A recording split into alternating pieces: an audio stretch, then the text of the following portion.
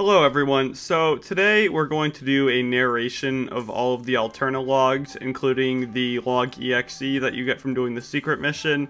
I figured, people might want this because, who likes reading?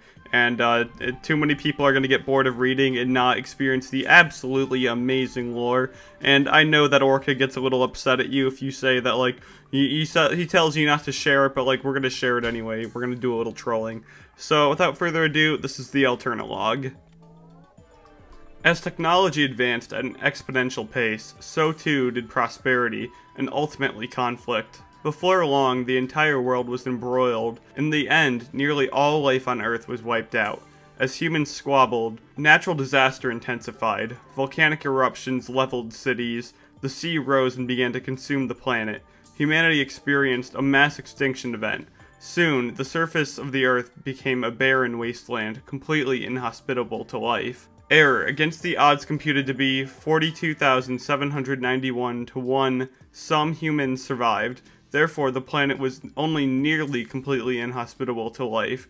The survivors found shelter in a vast cavern created by cataclysmic volcanic eruptions. The cavern provided shelter. A massive pool of accumulated seawater provided life. For while humanity was being decimated, marine life flourished. All manner of squid, octopuses, and jellyfish had propagated in the deep. The surviving humans found a source of substance. That ends Log 1. Log 2, the rise of civilization, again. The surviving humans appointed scientists to lead their new society, believing that science would provide a wiser path forward. Fully empowered, these scientists took on the monumental task of establishing a sustainable ecosystem within the cavern. They dubbed this new society Alterna and began the process of recreating the Earth they had once known. Of course, not even scientists are immune to nostalgia. The humans began constructing large-scale 3D printing operations. This allowed them to recreate some of humanity's favorite artifacts within the confines of Alterna. Additionally, they created a robust information management system designed to indelibly record all of humanity's precious knowledge. Such a system would naturally require some sort of record keeper, a computer that could autonomously observe and record data. The scientists achieved their aim with the development of Orca, also known as the Omniscient Recording Computer of Alterna. That ends Log 2. Log 3, A New Sky. As life in Alterna moved forward, one scientist discovered a new way to make liquid crystals from the body of fluids of squids.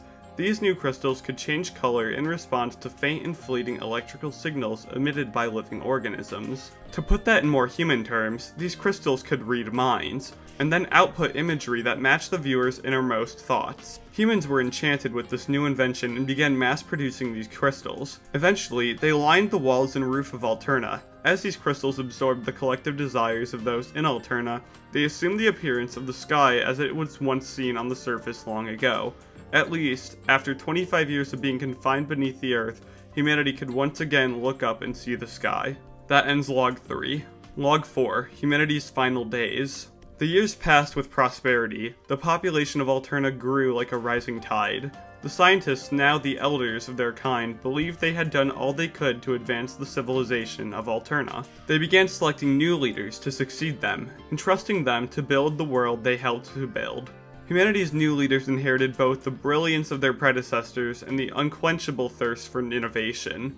The new generation, born and raised in the deep Alterna, would prove to be every bit the match of those they were succeeding. They soon grew restless at the sight of the liquid crystal sky, believing they deserved to behold the reality that existed outside the cavern. The elders who knew what awaited outside the safe haven of Alterna issued stern warnings to the brash young scientists. Nevertheless, the young scientists pressed on with their plans, the construction of a massive rocket ship to escape Alterna. Sadly, as the boosters ignited for the first time during a launch test, tragedy struck. The energy from the rocket boosters overloaded the cavern's liquid crystals. A violent and terrible chain reaction ensued. Without warning, the stone walls of the cavern began to shatter, raining debris down upon humanity. Alterna, the last civilization of once prosperous humanity, was no more, and those few who escaped the carnage would soon follow it into death. That ends Log 4. Log 5, A Fresh Intelligence Awakens. As the inner walls of Alterna collapsed, thousands of tons of rock and liquid crystal plunged into the waters below. As these crystals washed to and fro among the flotsam and jetsam of humanity's former colony, they broke into microscopic fragments. Because they had repeatedly absorbed and reflected humanity's wishes over so many years, the crystals retained those feelings. Little by little, the squids, octopuses, and assorted sea creatures that thrived in the waters of Alterna absorbed these crystals into their bodies. This process continued until, one day, the marine organisms began to feel something fresh. These fresh impulses bore a striking resemblance to humanity's passive desire to return to the Earth's surface. Spurred by these impulses and whatever else may have been floating in the polluted waters, the sea creatures began to evolve rapidly, each species developing pulmonary respiration, mobility, and other traits consistent with land-dwelling creatures. They began to adapt. Their intelligence grew at a remarkable pace across generations. Some species even gained extraordinary camouflage capabilities. A point of no return arrived. The sea creatures of Alterna set foot on dry land and never looked back. Like humans, they strove for the surface. Of course, survival on land was harsh, but the creatures were persistent. Soon, they found the tunnels that humanity had used to escape the apocalypse. With their path forward now clear, these fresh, fledgling beings left the ruins of Alterna behind and set their sights on the surface world. This ends Log 5. Log 6, The Land of Fresh Beginnings. The beginnings that had emerged from the water soon emerged from the caverns of Alterna itself. From there, they flourished quickly. It wasn't long before they had explored every corner of the world. This epochal event gave great significance to the crater above Alterna and its surrounding territories, now referred to as the Splatlands. The region would, from that point on, be known as the Land of Fresh Beginnings, among the creatures that now thrive on the surface. These newly evolved beings, having scattered themselves across the globe, soon gave rise to distinct cultures and unique ways of life. Out of all species now roaming the earth, squids and octopuses soon distinguished themselves via intelligence and, quote-unquote, fresh vibes, so to speak. It wasn't long before they became the apex species of the planet. Now, I must fast forward a bit. 5,000 years later, a particular individual was born. This squid quickly arose to fame in the Splatlands due to some unique characteristics. Yes, this individual is embraced as a prophet, gifted with numerous revelations that they shared among their fellow squids. It was another turning point for squid kind. During this time period, the foundations for modern cephalopod civilization were laid. That individual squid is now widely known and celebrated as the progenitor of the modern-day inkling. This ends Log 6. Log 7, Return of the Mammalians. Recall for a moment the first apocalypse that devastated the human race. Those who escaped into the caverns of Alterna were not the sole survivors. There were others who escaped via a giant rocket ship, the Ark Polaris. Launched in the nick of time, the ship was laden with many of Earth's species that had been placed in a cold sleep. The mission was simple: find another planet to replace the Earth. Considering the circumstances of its launch, the Polaris had a smooth voyage, until it reached the edge of the solar system. It was at that point that debris struck the vessel, damaging its navigation system.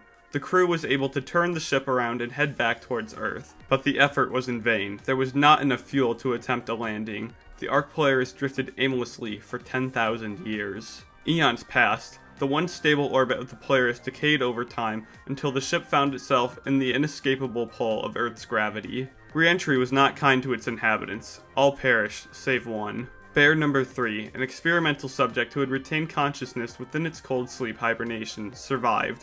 For 12,000 years, he had dreamed and plotted. Fully awakened, Bear number 3 came to the terrible realization. He had not landed on a new planet at all. He was back on Earth. And yet, it was not as Earth he knew. This Earth, it seemed, was dominated by sea creatures, not a single mammal to be found. In the course of his search for even one single fellow mammal, Bear number 3 used navigational equipment from the wreckage of the Ark Polaris to discover Alterna. It was a wasteland, of course, but a few of the liquid crystals that once covered the walls and ceiling remained. With knowledge built during his 1,000 years of dreaming, he repaired some of Alterna's facilities and began researching these crystals. The research bore fruit when Bear number 3 compounded some of the liquid crystals with his own fur. The experiment created an entirely new substance with one terrifying property: it could transform any living creature into a mammal. Bear number 3 realized the implications immediately. He could restore the planet to a mammalian paradise. He began stockpiling fuzzy ooze, as he called it, within Alterna's still intact rocket. For such a venture, he would require the acquisition of thousands of golden eggs. These were used in the creation of the fuzzy ooze, although the exact details have never been recorded in my memory banks. But Bear number 3 had a plan. He founded a corporation that would go on to employ locals to collect golden eggs under the name Grizzco Industries. Mr. Grizz, as he was now known, would pay handsomely for them. With fuzzy ooze production peaking, thanks to the assistance of unsuspecting inklings and octolings, Mr. Grizz took the final steps to set his plan in motion. The rocket was loaded. It would not be long now. Those were the Alterna Logs. Personally, when I was going through the campaign for the first time, seeing these all, oh my gosh, it blew my mind. The lore team did such a great job here, and I hope you guys enjoyed this video so much. If so, leave a like and comment, and maybe tell me what your favorite part of this whole little trip was. Mine was definitely hearing about how the Inklings evolved so fast. But anyways, gamers, that's it from me. See ya.